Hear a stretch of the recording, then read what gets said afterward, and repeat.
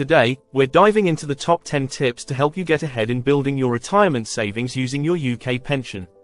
We'll frame this around 3 key areas: build, manage, and prepare, each with a set of actionable steps you can take to grow your retirement savings. If you find topics like this helpful, take a moment to subscribe for future content. Your support is very much appreciated. Okay, let's get started. Tip number 1. Match your employer's pension contributions. Let's take a step back and talk about your basic workplace pension. In the UK, the minimum employer contribution for a workplace pension is 3%, provided you contribute 5%.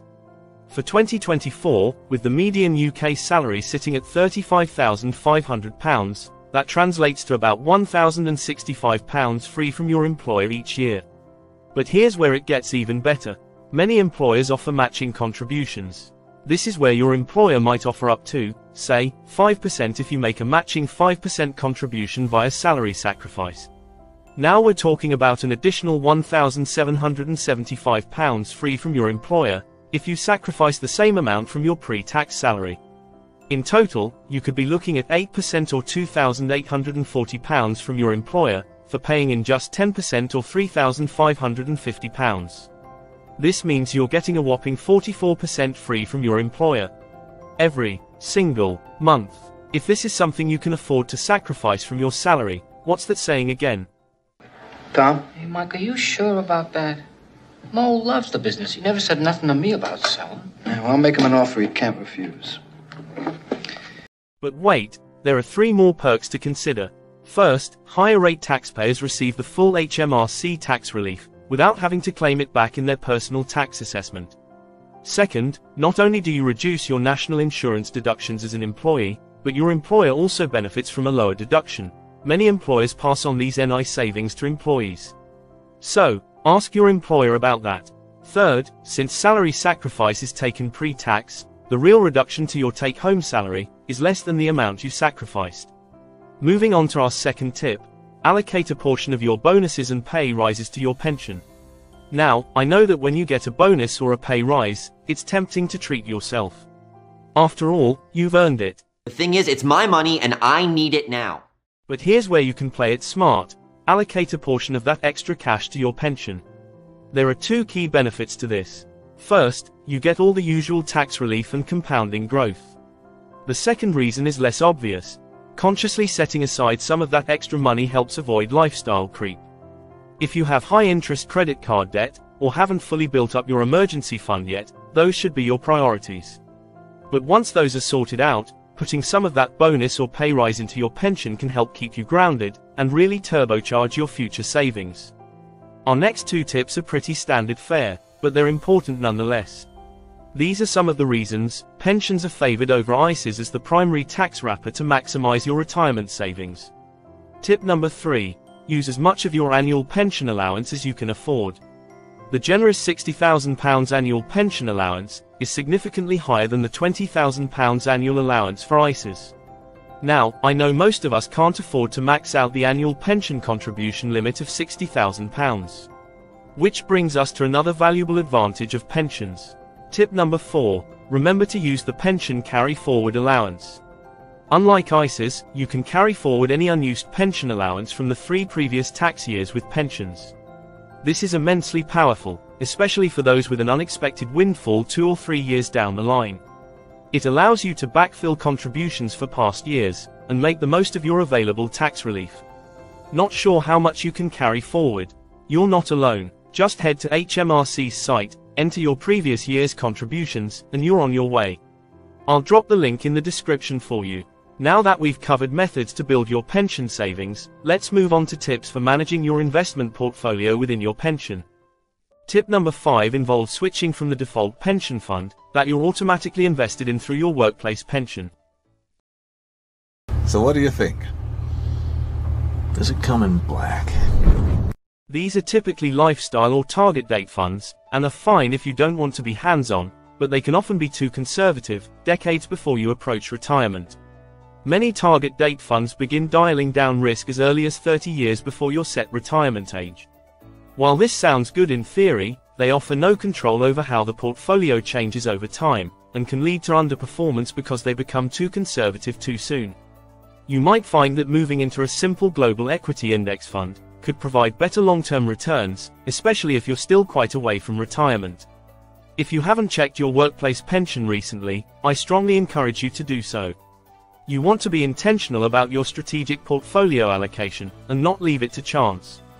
This brings us naturally to the subject of your portfolio, and tip number 6, ensuring your pension investment is diversified. Diversifying your pension investments is crucial for reducing risk and maximizing growth potential. Key areas to focus on include asset classes, geographic regions, industry sectors, company size, and balancing value versus growth stocks. A well-diversified portfolio spreads risk and improves the chances of steady returns across different market conditions. For younger investors, especially those in their 20s or 30s, a more aggressive asset allocation, such as a 90-10 portfolio or even 100% equities, might be more appropriate. The reason being, younger investors have a longer time horizon and can afford to take on more risk for potentially higher returns. Personally, I'd lean towards a 90-10 split for one key reason: opportunistic rebalancing in bear markets. Having 10% in reserves, so to speak, in the form of more stable bonds, enables you to opportunistically buy more equities at heavily discounted prices in bear markets. So that's asset allocation. What about funds? Keeping things simple, I'd go with the staple index funds. For equities, a fund like the Vanguard FTSE Global All Cap Index Fund will give you broad exposure to global stocks.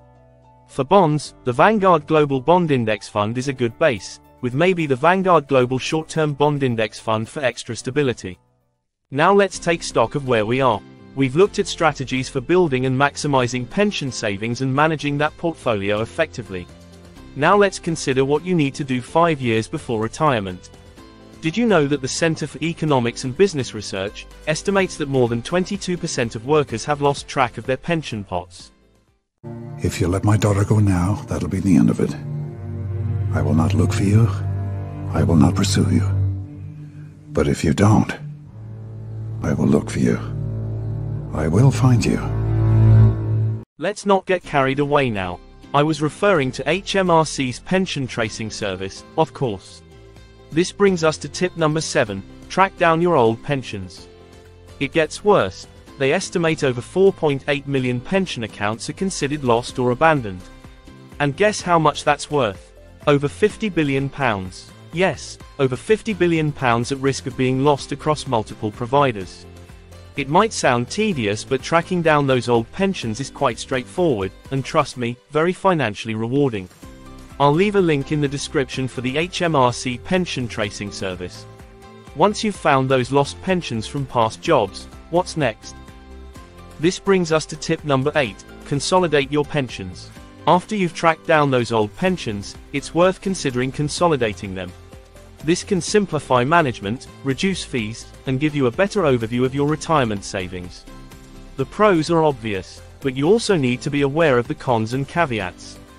If you've got a defined benefit or final salary pension, you're usually better off leaving it where it is. Also, check for any valuable guarantees or benefits you might lose by transferring, like guaranteed annuity rates, or the protected pension age of 55. When the normal minimum pension age rises from age 55 to 57 in April 2028. And always watch out for exit fees and, critically, pension scams. Action Fraud recently reported that £17.7 million was lost to pension scams, over 559 incidents, with an average loss of £47,000 per person. The FCA has helpful information on identifying and reporting pension fraud. Remember, if you are ever in any doubt because the deal sounds too good to be true, or if you feel pressured on a special, one-time only deal, report it immediately to the FCA and Action Fraud. We're getting close to the end, but tip 9 is crucial. Avoid accidentally triggering the Money Purchase Annual Allowance or MPAA. Once you start drawing taxable income from your pension, MPAA kicks in, slashing your annual pension contribution limit from £60,000 to just £10,000. This might not seem like a big deal, but if you're still working part-time or running your own business, it can severely limit how much you can contribute to your pension in those crucial final years before retirement. Thankfully, the solution is simple. Consider using Flexi Access Drawdown to withdraw only the 25% tax-free lump sum. Importantly, don't draw an income from the taxable crystallized pot, or use UFPLS, both of which will trigger MPAA. Okay, you've spent your lifetime building up your retirement savings. The last thing you want is an unexpected bear market, wiping out your hard-earned savings that you've spent half a lifetime building. This is why tip number 10 is so important. Reallocate your portfolio for retirement. If your portfolio isn't set up for retirement, sequence of returns risk could have an adverse impact, especially if there's a deep and prolonged bear market. This could be so severe that your portfolio is unable to recover, regardless of the strength of the recovery rally. You can mitigate this by building up a cash buffer to cover 2 to 3 years of living expenses, and increasing your allocation to bonds, typically to somewhere between 25% and 40% of your portfolio, depending on your risk tolerance. The cash reserves and bond allocation can help you ride out market downturns, without having to sell equities at a loss. But you could go too far and allocate too little to equities. This introduces another risk, portfolio longevity risk. That is, you could outlive your retirement savings. You'll need sufficient equities to generate the necessary returns, to sustain your lifestyle over a 30 to 40-year retirement, especially with rising life expectancy. Finding the right balance is crucial and will depend on your personal circumstances, risk tolerance, and other sources of income. Beyond the classic 60-40 or 75-25 portfolio, you could also consider the simplified bucket strategy I discuss in another video. This simple 6-year, 2-bucket strategy is essentially a bucket overlay on the total return approach. Why is simplicity so crucial? Well, as Charlie Munger put it, simplicity has a way of improving performance by enabling us to better understand what we are doing. So there you have it. Those are the top 10 tips to grow your pension. The combination of tax relief on contributions, tax-free growth, and the power of compounding means your biggest ally is time. So, contribute what you can, within your means, as early as possible. If you've made it this far, thank you for joining me today. Let me know in the comments if you have any questions. And if you found this video helpful, don't forget to like, share, and subscribe for more content. Thanks again for watching, and I'll see you in the next one.